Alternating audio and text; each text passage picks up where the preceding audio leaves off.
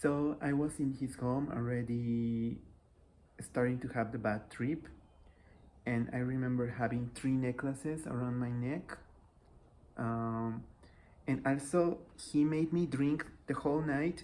He made me drink a water, like in a vase with lots of stones in it, like the crystals that I show you. He made me drink a lot of that water, and he told me, "With this, you will feel good." And I told him, "Can you bring me tea or something?" And then he went to the kitchen because we didn't drink from that vase anymore. And I ripped the necklaces like with my whole being. I ripped them and they were into pieces. And in that moment, I said, I will find a way to leave this house. Um, the necklaces ripped and they were scattered all around the bed. Then he went to the bedroom and he saw it. He said, "What the fuck? What did you do to my necklaces?" He started picking the pieces. I started feeling more paranoid. At that moment, I felt so scared, vulnerable, and my mind went to dark places. As I said, I told he will be a dammer, he will be part of a cult, he will kill me. I'm 2 hours far away from my place. How can I leave this house at this time? And how I'm feeling. The only thing he said was sleep it off. And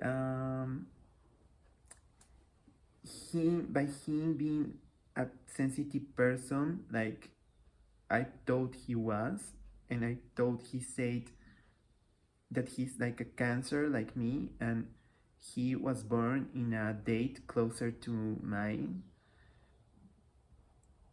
And I thought that he would be more sensitive towards what was happening to me. And he knew that I could have an overdose because we had like weed, coca, crystal meth, and GHB.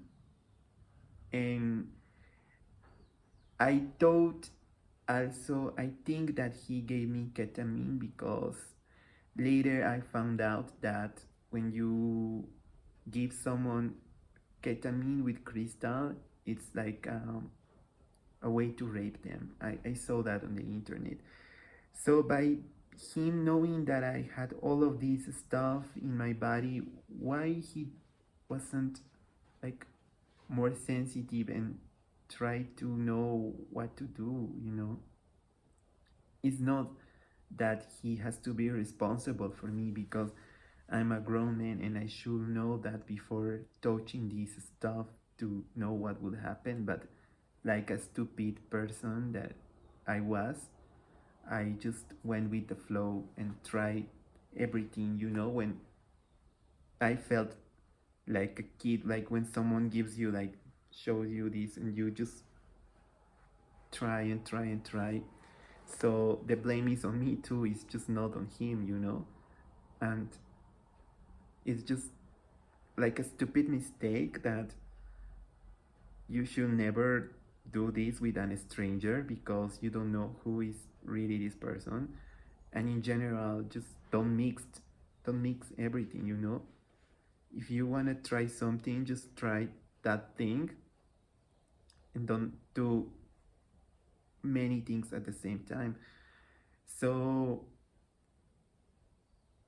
I'm younger than him, and he could have known what to mix or not, and he could be the grown person in that room and tell me, we just will have this tonight and this no. But he just he just keep bringing more stuff. I don't know how many lines we did. There were a lot, but he just keep bringing, and yeah, there were poppers too. So it's just like the typical party, you know. And by me coming from Bolivia, we are not into that stuff. I mean, we're not.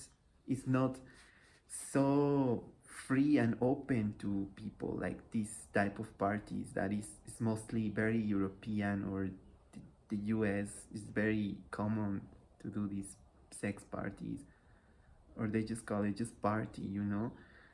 In Bolivia, in where I live, we don't do that, you know. It's just not very common from what I know, and I never experienced that in my country.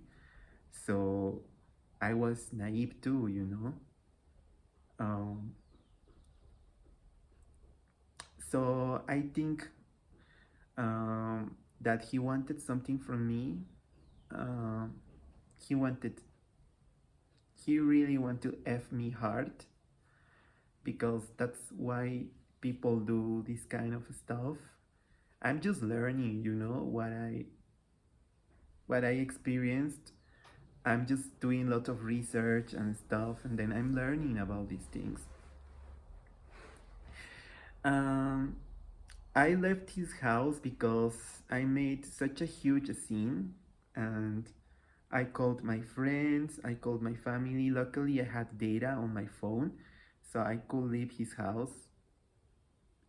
But I made a huge scene, and he finally said, I had enough. I will take you to the train station, and then you will leave. So he took me to the train station. When I left his house, I finally feel relieved. We went there. We missed the train. I freak out there. I didn't know what to do, how to go home, how to go to the place I was staying. I told him, call me an Uber. He said, I won't pay 90 euros for your Uber. And he decided to drive me to the bus station where I was staying, because I didn't want to tell him the address of where I was staying. So he dropped me at the bus station, and then that's the last time I saw him. I didn't know about him anymore.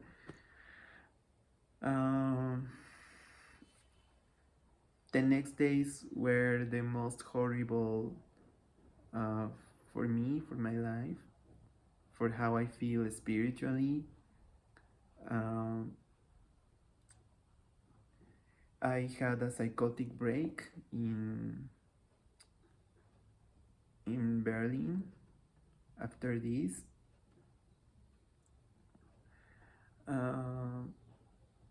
That was really horrible, because when you have a psychotic break, you feel like someone is chasing you, and that someone was this man for me. So I remember that I was in a hospital in Berlin, and because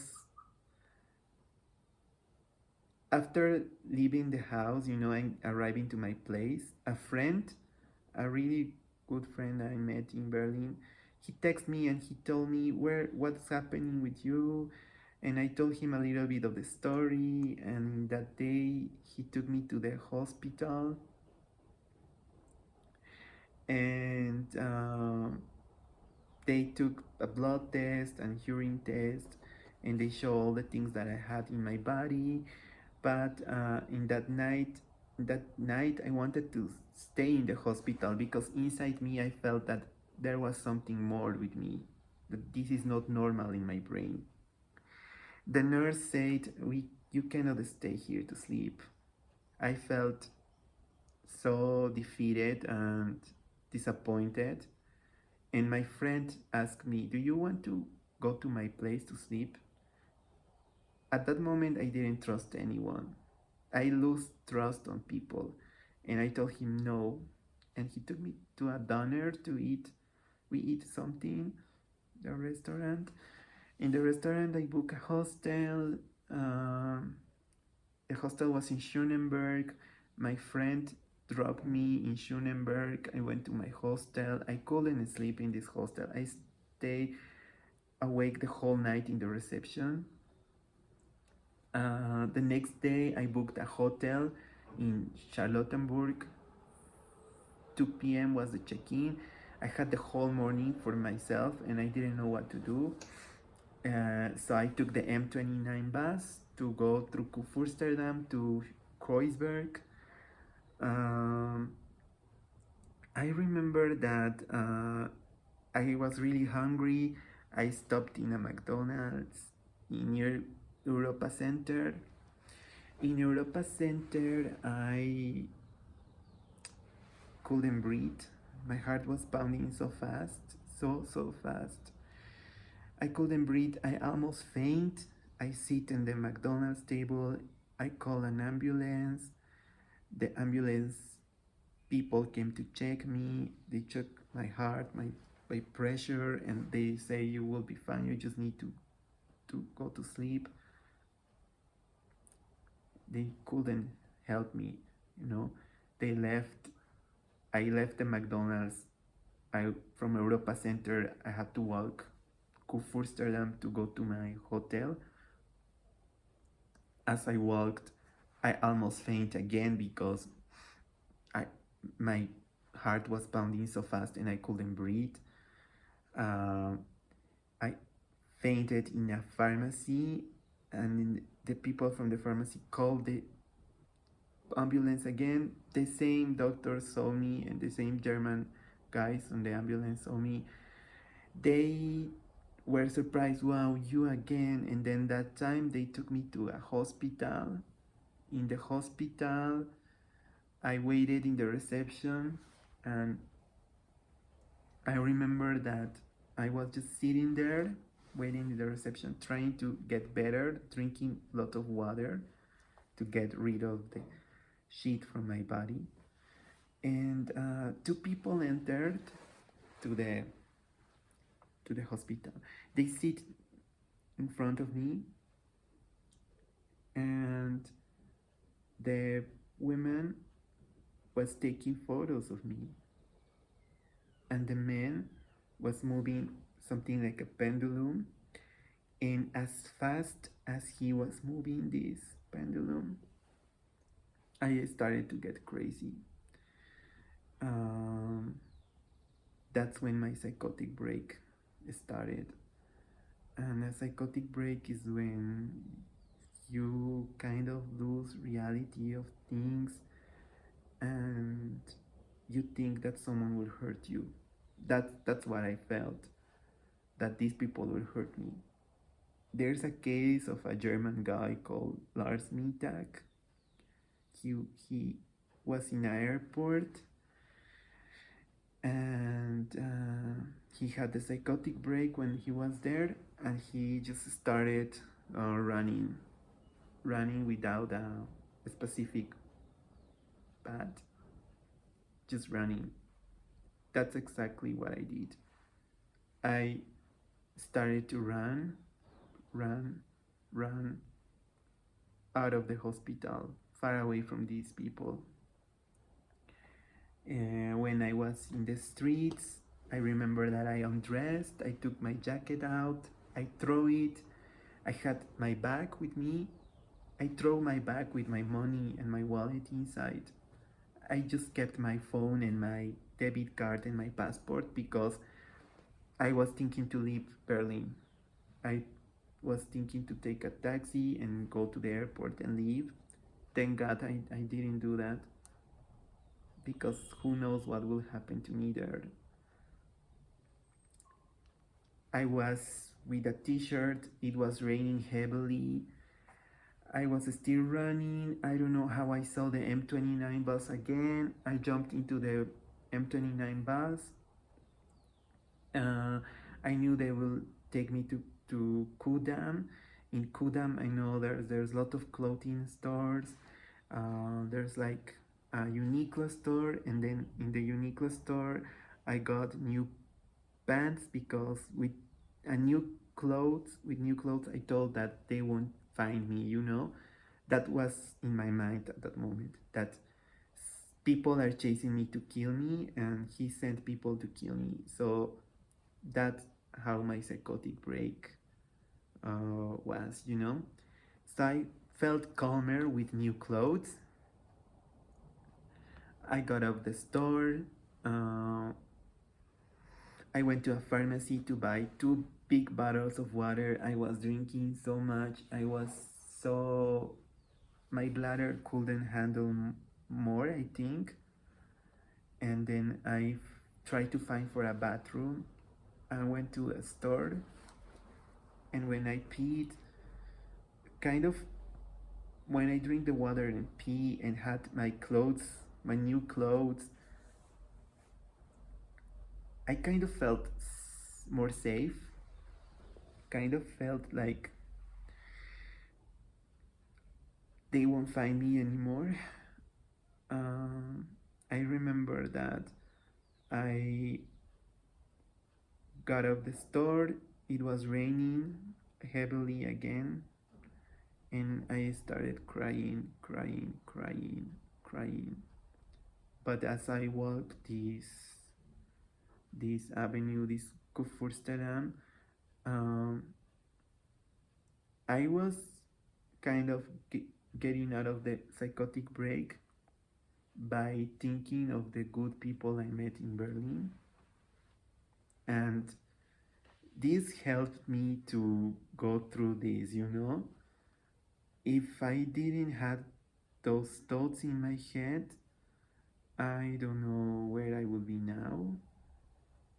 Because when people have psychotic breaks, horrible things happen. So I started crying because I still felt that there are good people to trust. And the only thing I wanted is to get to my hotel and check in. And I was all wet, crying. I finally found the hotel. I checked in. This felt longer, you know? This felt like an eternity. Then inside the room, it was just creepy and horrible hotel. I still didn't feel safe, but I tried to take a shower to feel better. I went to take a shower, then I went to the bed. And then my bladder started hurting a lot. This was a pain that I haven't felt before. It's just horrible. I felt that I need to go to a hospital. I thought like there's many organizations in Berlin that help queer people and people with drug issues. And I thought that going to Manometer, they will help me there. It was Saturday, it was closed.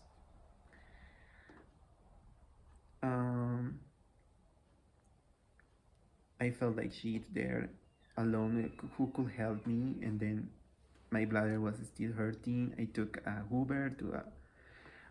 In overall, I went to 3 hospitals. They couldn't help me. Finally, in the fourth hospital, they sent me to emergency. Inside the hospital, I was lost because the whole hospital was with just German signs, and the receptionist, they didn't speak English.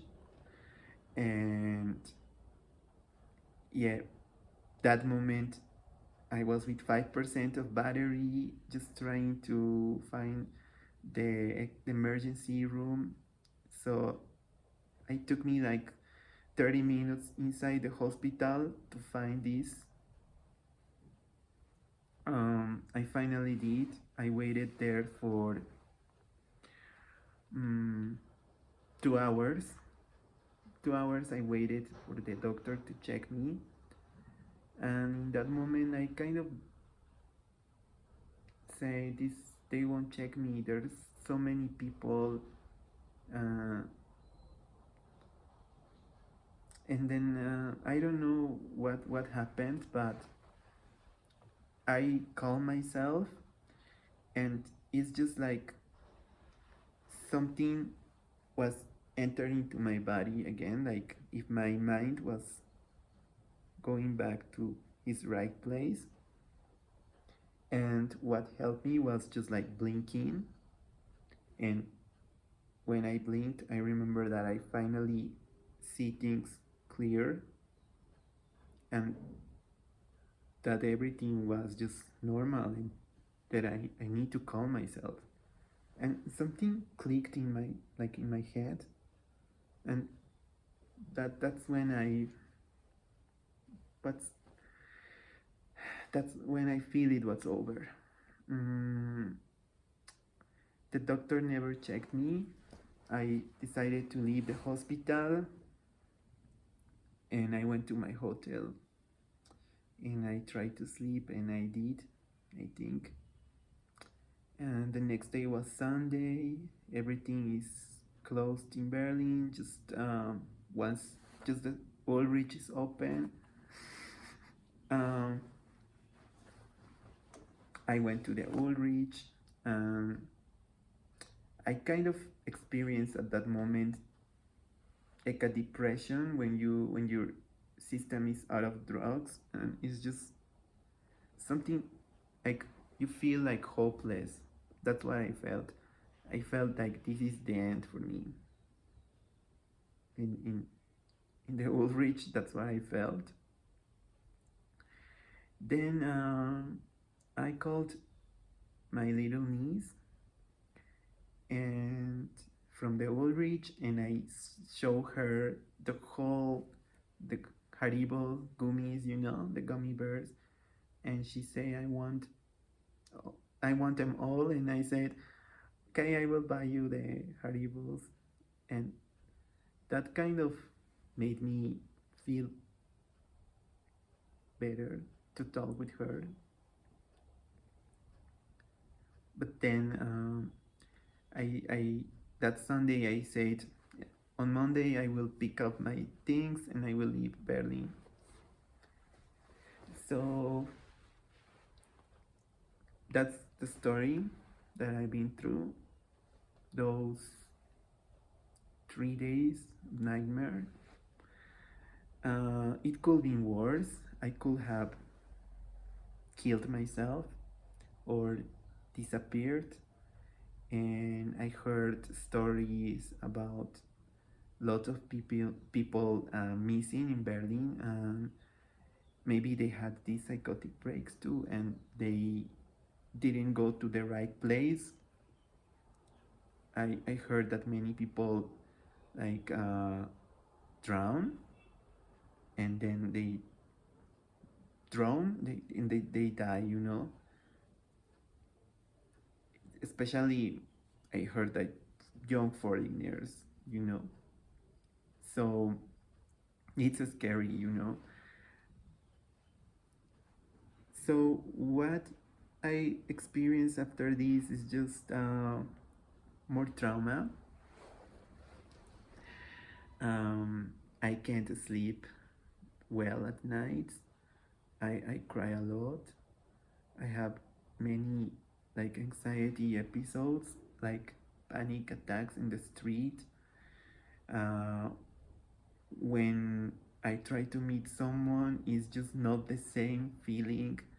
Um, I always feel I can't trust them fully. This experience completely made me change my mind.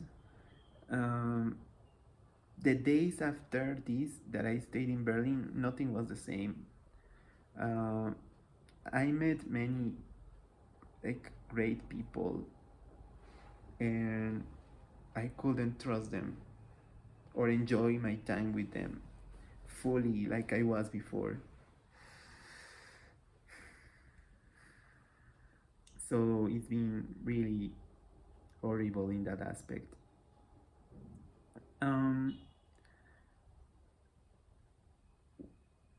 I want to thank on this video to some organizations that helped me in Berlin, especially one that helped me a lot, and I couldn't say goodbye to them because I couldn't handle anymore that feeling that I had in me in that city, and I decided to leave.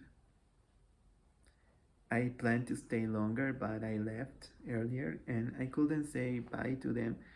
And there's a moment after Sunday when I had this depression, and it was a Monday, and these people that were helping me were waiting for me and wanting to know what happened, and I didn't tell them the story, I tell them another story because I feel embarrassed. And one of these people uh, like hugged me, and that hug was mostly what I needed for this whole bad trip. If I had that hug before, it would have been so helpful. But when she hugged me, I started bursting into tears, and it was it was beautiful. So yeah, thanks for helping me. I mean, something to mention is that if you're like queer and you need help in Berlin, there is always people that will help you. Um, Find these organizations and tell them what you're going through, and they will help you in some way. Uh, yeah, I still believe in this city. It's just for this experience. It's just not that I hate it, but I see it with different eyes now. I see that there's people that will lie to you and tell you things just to lure you to these places. Just it's okay to say no. It's okay to to put limits. Don't do everything because you think that it will be your last time there. That's what happened to me. I tried to eat the whole cake, and then I ended up with a stomach ache. So just try to go calm with things. You don't need to try all of this shit, like these drugs that are available for you. Just